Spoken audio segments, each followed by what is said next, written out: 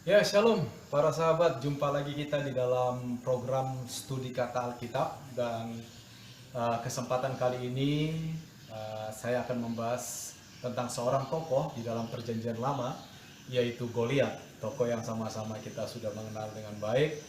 Uh, dan kita akan fokus kepada satu narasi atau kisah di dalam perjanjian lama yang terdapat di dalam 1 Samuel pasal 17 mulai ayat yang pertama sampai ayat yang ke-11.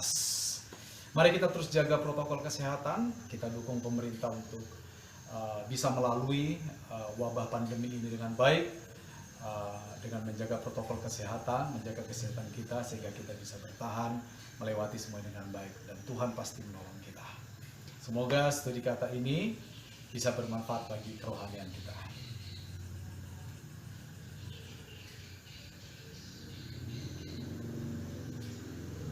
Ya, Goliat, seorang tokoh yang sering kita sudah dengar. Siapakah Goliat itu? Ya, di dalam teks kita yaitu 1 Samuel pasal 17 ayat 1 sampai 11. Di ayat 4 disebutkan bahwa Goliat itu adalah seorang pendekar, ya.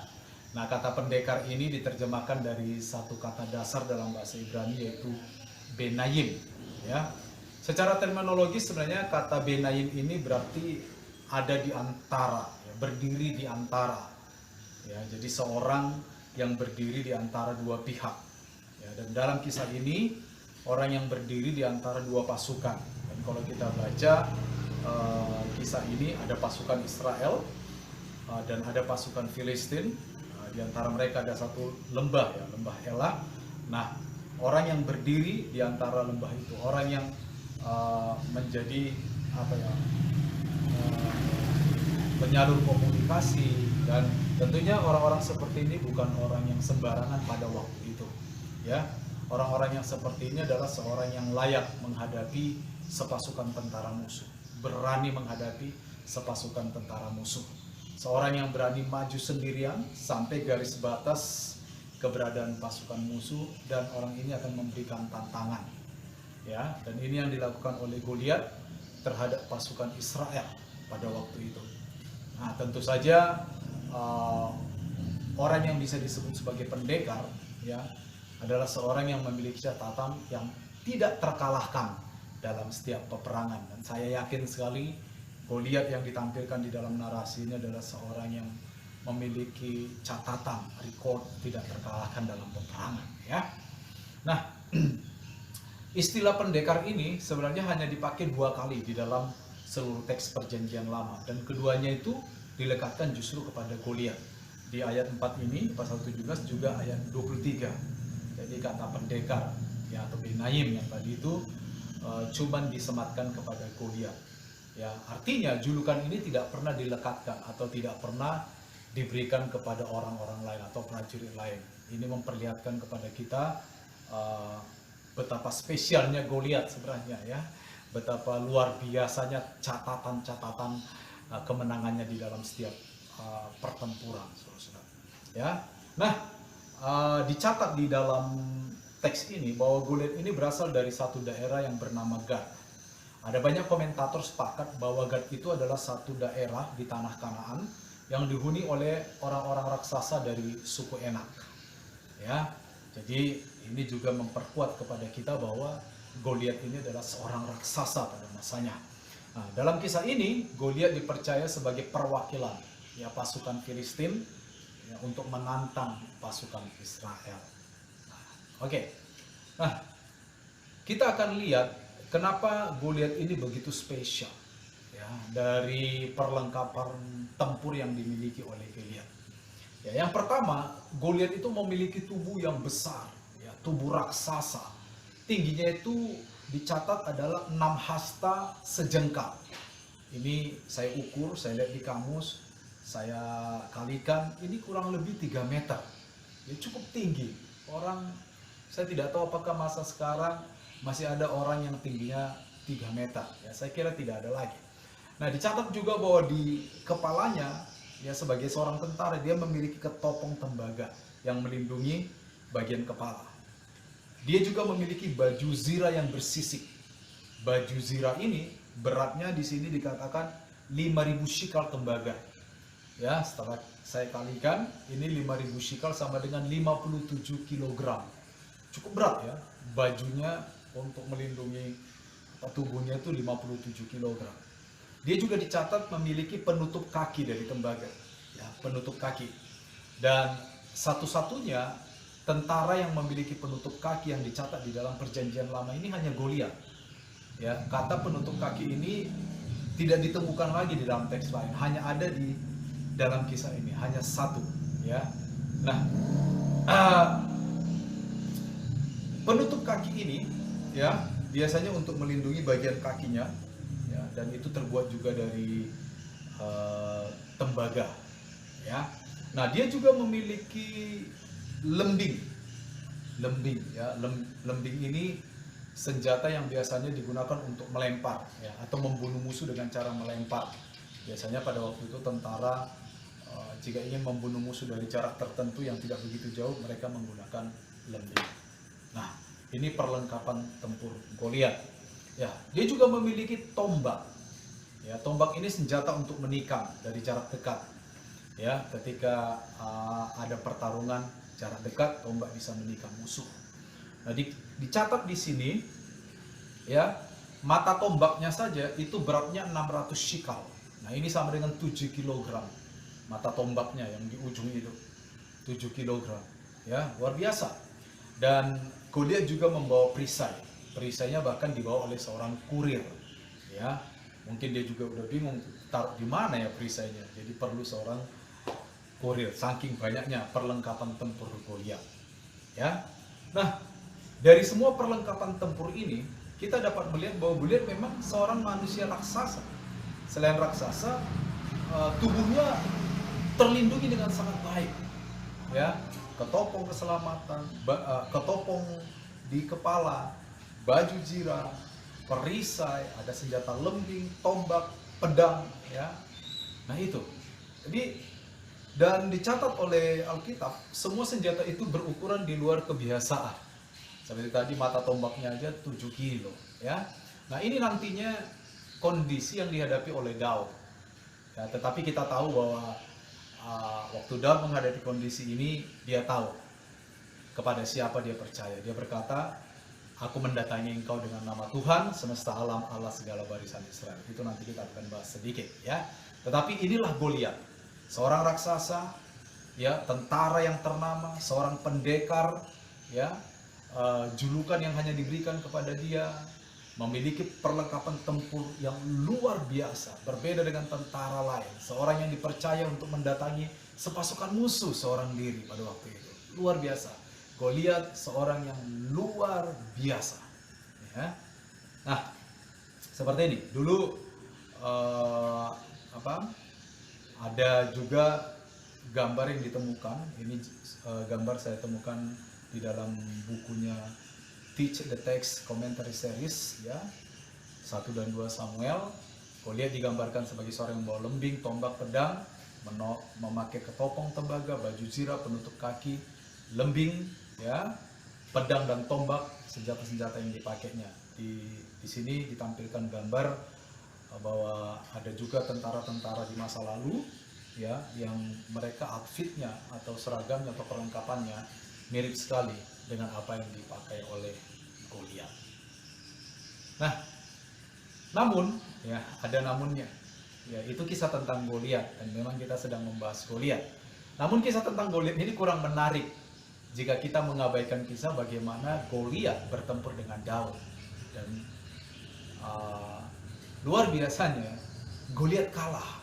Ya, ini menjadi catatan yang perlu kita perhatikan. Nah, semua kisah ini terekam lengkap dalam catatan 1 Samuel pasal 17. Nah, para sahabat, Goliat dengan segala keunggulannya, ya, dia menunggu sekian lama, dia tantang terus pasukan Israel. Saul tidak kunjung berespon, Saul takut, ya. Nah, pada akhirnya Goliat harus berhadapan dengan Daud. Waktu itu Daud disuruh ayahnya Isai mengantar makanan. Singkat cerita, Daud menantang Goliat. Dia berani menghadapi Goliat. Nah, merasa sangat unggul dalam segala hal, Goliat menghina Daud sedemikian rupa. Kalau kita baca pasal 17 mulai ayat 40 sampai ayat 44, ini luar biasa penghinaannya. Ya, Saul menghina Goliat menghina Daud. Ya, ketika dia melihat, dikatakan ya, ketika orang Filistin itu menunjukkan pandangan ke arah Daud, dia melihat dia dihinanya Daud itu karena masih muda, kemerahan, elok parasnya. Goliat berkata, anjingkah aku, maka engkau mendatangi aku dengan tongkat. Lalu dia menguntuki Daud. Ya, lalu Goliat juga berkata, hadapi aku, maka aku memberikan dagingmu kepada burung di udara dan kepada binatang di padang. Dia hina Daud luar biasa, ya para sahabat. Nah, hinaan Goliat itu direspon Daud dengan cara yang tepat. Kalau kita baca 45 sampai 47, ya, Daud meresponnya dengan menunjukkan kepercayaannya kepada Tuhan, ya. Dan puncak keyakinan Daud terkait Allah itu terekam jelas di dalam ayat 47. Dikatakan begini, dan supaya segenap jemaah ini tahu bahwa Tuhan menyelamatkan bukan dengan pedang dan bukan dengan lembing, sebab di tangan Tuhanlah peperangan. Ini adalah puncak respon Daud, puncak keyakinan Daud ketika dia yang tidak memiliki apa-apa berhadapan dengan seorang yang unggul dalam segala hal. Nah, nantinya keyakinan inilah yang menjatuhkan Goliat. Keyakinan Daud inilah yang menjatuhkan Goliat di dalam kisah kalau kita baca seluruh pasal 17 ini. Nah, apa yang bisa kita pelajari dari tokoh Goliat ini juga terkait dengan pertempurannya dengan Daud. Sebagai seorang prajurit, Goliat merupakan seorang prajurit yang sangat unggul. Ia bahkan disebut sebagai seorang pendekar. Sebuah julukan yang bahkan hanya pernah disematkan kepada Goliat, kepadanya. Dengan semua kelengkapan dan keunggulannya dalam bertempur, tentu saja musuh manapun pasti tergetar. Ya, bahkan Saul yang konon katanya lebih tinggi dari semua para lelaki ya di seluruh Israel. Ya, dari bahu ke kepala dia lebih tinggi. Ya, Saul gemetar, dia tidak berani menjawab tantangan Goliat. Namun ketika berhadapan dengan Tuhan, tentu saja semua keunggulan tersebut menjadi tidak berarti. Mengapa? Di ayat 47 jelas, Daud berkata, Tuhan menyelamatkan bukan dengan pedang. Tuhan menyelamatkan bukan dengan lembing. Sebab di tangan Tuhanlah pertempuran. Ya. Goliat unggul dalam semua hal. Tetapi ketika berhadapan dengan Tuhan, itu tidak menjadi sesuatu yang berarti. Daud sendiri adalah alat di tangan Tuhan. Pada dasarnya Daud tidak memiliki apapun untuk mengalahkan Goliat. Dia masih muda, kemerah-merahan, bahkan dengan sinisme ya, dikatakan parasnya elok atau elok parasnya. Saya percaya itu bahasa sinisme yang mengejek Daud. Namun perhatikan bagaimana Daud memandang kepada Allah. Ya, di ayat 45 sampai 47, saya akan coba membacakan sebentar. Dikatakan, engkau datang dengan mendatangi aku dengan pedang, tombak, lembing, tetapi aku mendatangi engkau dengan nama Tuhan semesta alam, Allah segala barisan Israel. Saudara perhatikan, ya, Daud mengakui Tuhan sebagai pencipta semesta alam. Dia lagi di ayat 46, ya, Tuhan akan menyerahkan engkau ke dalam tanganku. Ya, ini di luar logika manusia. Daud tidak memiliki kemampuan apa-apa, tidak punya senjata, hanya ali-ali ya di tangannya. Tapi dia percaya bahwa Tuhan akan menyerahkan orang yang datang dengan segala keunggulannya. Sebab memang di tangan Tuhanlah pertempuran itu. Ya. Di sini juga dikatakan supaya seluruh bumi tahu bahwa Israel mempunyai Allah. Dari sini saya percaya bahwa Daud begitu menghormati Allah dalam hidupnya. Sehingga tidak adanya pengalaman bertempur. Sehingga tidak adanya keunggulan sama sekali. Itu tidak membuat dia kehilangan gambaran yang jelas tentang Allahnya. Daud begitu melihat dengan jelas tentang siapa Allah. Lalu dia katakan bahwa Israel punya Allah. Dan Allahnya itu pencipta langit dan bumi. Allahnya itu adalah Allah yang bisa menyerahkan musuh-musuh ke dalam tangannya. Yang tampaknya tidak memiliki kekuatan apapun atau keunggulan apapun. Ya. Lalu di ayat 47, bahwa Tuhan menyelamatkan bukan dengan pedang, bukan dengan lembing, sebab di tangan Tuhanlah pertempuran. Ketika berhadapan dengan sesuatu yang di luar batas kemampuannya, Daud mengenali Allahnya, bahwa apapun yang ada di alam semesta ini itu tetap ciptaan dan tidak bisa mengungguli Allah sedikit pun. Seunggul apapun Goliat, Goliat tetap adalah ciptaan. Goliat tidak bisa mengungguli Allah yang merupakan pencipta. Nah, ini yang saya sebut sebagai cara pandang yang benar tentang Allah. Ya, cara pandang yang benar tentang Allah. Pengakuan Daud inilah yang menjadi titik kemenangannya. Ya, disinilah menjadi titik di mana Daud memenangkan pertempuran ini. Saya yakin sekali, dengan ketopong di kepala, baju jira bersisik, hanya sebiji batu, itu tampaknya tidak memiliki efek apa-apa terhadap Goliat. Tetapi lihat, firman Allah mencatat tepat di dahinya, ya, tepat di dahinya, dan menjatuhkan Goliat. Ya, ini yang luar biasa. Apakah Daud yang begitu mahir menggunakan ali-ali atau apa ya? Di sini dikatakan tongkat ya. Lalu Daud mengambil tongkat di tangannya, dipilihnya dari dasar sungai 5 batu yang licin dan ditaruhnya dalam kantung itu. Ya. Lalu Daud di ayat 49, tangan kantung diambilnya sebuah batu dari dalamnya, diumbannya. Umban. Apakah Daud yang terlalu mahir menggunakan umban sehingga pas di tengah jidatnya itu, atau memang tangan Tuhan yang mengarahkan itu? Ya, saya lebih prefer kepada hal kedua ya. Nah, bagaimana dengan kita hari ini ya? Cara pandang yang benar tentang Allah akan membangun keyakinan yang benar pula ketika kita harus menghadapi setiap raksasa yang hadir dalam kehidupan kita. Seperti Daud punya cara pandang yang benar tentang Allah, maka kita seharusnya memiliki cara pandang yang benar tentang Allah. Ya, kita bisa saja memiliki semua keunggulan yang diperlukan hidup ini atau kehidupan ini, namun tanpa Tuhan, percayalah, pada akhirnya semua keunggulan tersebut akan menjadi sia-sia saja.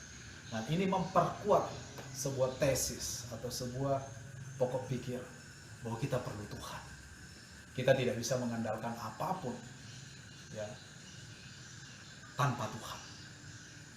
Yang terpenting dalam hidup kita itu adalah sebenarnya Tuhan. Kita memiliki cara pandang yang tepat tentang Tuhan, cara pandang kita akan termanifestasi di dalam praktek hidup kita. Seperti Daud, walaupun dia seorang gembala kecil, parasnya masih kecil, ya, tidak pernah berperang, tidak bisa pakai baju jira, tapi cara pandangnya tentang Allah yang benar itu mempengaruhi tindakannya, mempengaruhi pola pikirnya, dan mempengaruhi keyakinannya tentang Allah.